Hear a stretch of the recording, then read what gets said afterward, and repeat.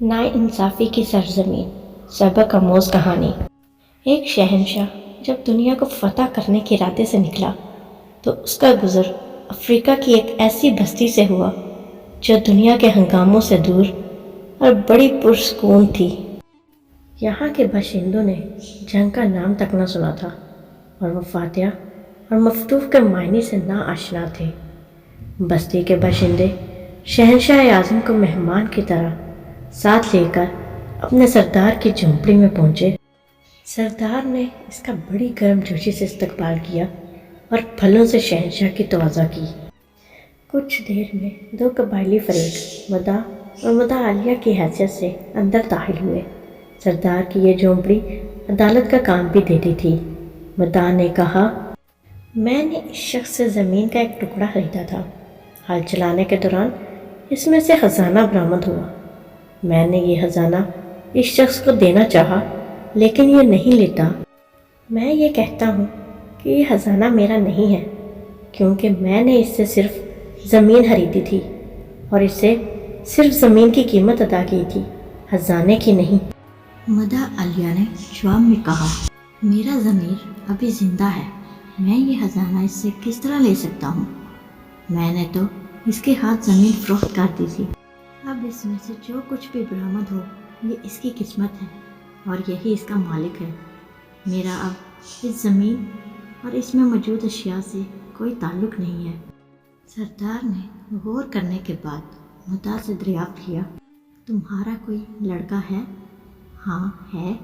پھر مداح عالیہ سے پوچھا، اور تمہاری کوئی لڑکی بھی ہے؟ جی ہاں۔ مداح عالیہ نے بھی اس بات میں گردن ہلا دی۔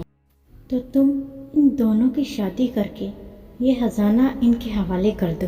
اس فیصلے نے شہنشاہ کو حیران کر دیا۔ وہ فکر مند ہو کر کچھ سوچنے لگا۔ سردار نے متردد شہنشاہ سے دریافت کیا، کیوں؟ کیا میرے فیصلے سے آپ مطمئن نہیں ہیں؟ نہیں، ایسی بات نہیں ہے، شہنشاہ نے جواب دیا، لیکن تمہارا فیصلہ ہمارے نزدیک حیران کن ضرور ہے۔ سردار نے سوال کیا، اگر یہ مقدمہ آپ کے روبرو پیش ہوتا تو آپ کیا فیصلہ سناتے؟ شہنشاہ نے کہا کہ پہلی بات تو یہ ہے کہ اگر یہ مقدمہ ہمارے ملک میں ہوتا تو زمین خریدنے والے اور بیچنے والے کے درمیان کچھ اس طرح کا جھگڑا ہوتا کہ بیچنے والا کہتا کہ میں نے اسے زمین بیچی ہے اور اس سے زمین کی قیمت وصول کی ہے، اب جب کہ خزانہ نکل آیا ہے تو اس کی قیمت تو میں نے وصول ہی نہیں کی، اس لیے یہ میرا ہے۔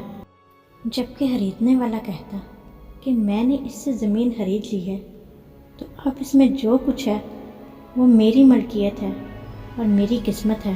سردار نے شہنشاہ سے پوچھا کہ پھر تم کیا فیصلہ سناتے؟ شہنشاہ نے اس کے ذہن میں موجود سوچ کے مطابق فوراً جواب دیا کہ ہم فریقین کو حراست میں لے لیتے اور خزانہ حکومت کی ملکیت قرار دے کر شاہی خزانے میں داخل کر دیا جاتا۔ بادشاہ کی ملکیت؟ سردار نے حیرت سے پوچھا، کیا آپ کے ملک میں سورج دکھائی دیتا ہے؟ جی ہاں، کیوں نہیں؟ وہاں بارش بھی ہوتی ہے؟ بالکل۔ بہت خوب۔ سردار حیران تھا، لیکن ایک بات اور بتائیں کہ آپ کے ہاں جانور بھی پائے جاتے ہیں جو گھاس اور چارہ کھاتے ہیں؟ ہاں، ایسے بے شمار جانور ہمارے ہاں پائے جاتے ہیں۔ اوہ خوب، میں اب سمجھا۔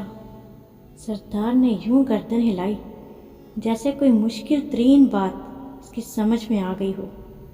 تو اس ناانصافی کی سرزمین میں شاید انہی جانوروں کے طفیل سورج روشنی دے رہا ہے اور بارش کھیتوں کو سیراب کر رہی ہے۔ سردار کی بات کا مطلب یہ ہے کہ جہاں عدل و انصاف ہوتا ہے وہاں اللہ کی رحمت کبھی ختم نہیں ہوتی، اور جہاں عدل و انصاف کی جگہ ناانصافی سے کام لیا جائے وہاں اللہ کا عذاب ضرور نازل ہوتا ہے۔ کبھی کسی سے ناانصافی مت کیجیے۔ اللہ ہم سب کو عدل و انصاف کے راستے پر چلنے کی توفیق عطا فرمائے، آمین۔ اگر ویڈیو پسند آئے تو سبسکرائب اور شیئر کرنا مت بھولیے گا۔ شکریہ۔